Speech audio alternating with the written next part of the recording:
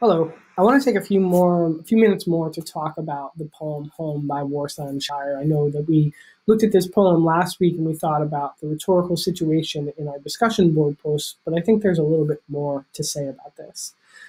So first, I think many of us are still confused about the concept of what a rhetorical situation is. A rhetorical situation is not a theme. When we think about theme, we're really thinking of like, what is the message of the piece of literature?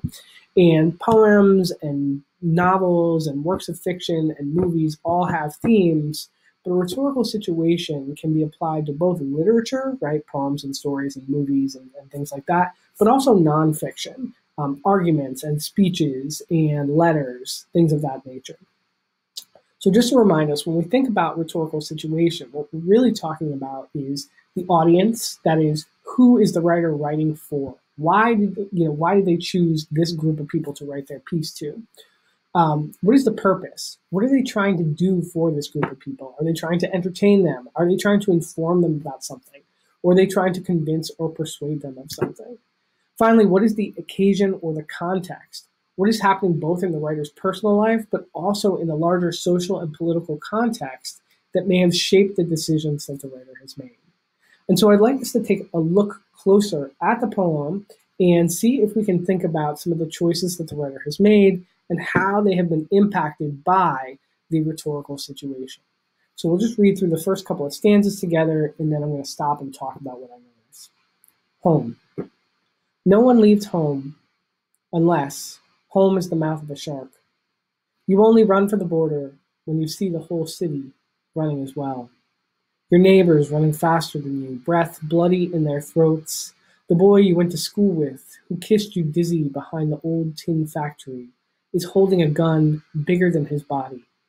You only leave home when home won't let you stay. So I'm going to stop right there. When we think about the opening two stanzas of the poem, there are two really remarkable images that stand out to me as a reader. And the first one is that opening image. No one leaves home unless home is the mouth of a shark.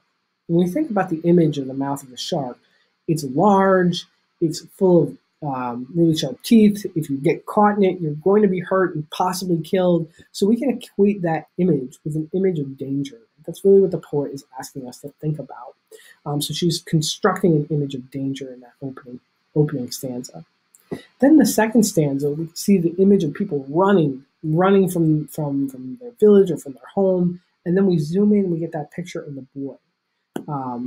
The boy that you went to school with, who kissed you dizzy behind the old tin factory, is holding a gun bigger than his body. So we can kind of juxtapose those two images where you have the young boy and the gun that's larger than who he is. And it also creates this feeling of danger and robbed innocence, something that has been taken away from a group of people when it shouldn't have been. Now, I think that both these images help us to think about the rhetorical situation. Warsan Shire is writing for people who are somewhat empathetic to the experience of immigrants and refugees, but perhaps not as empathetic as she thinks they should be.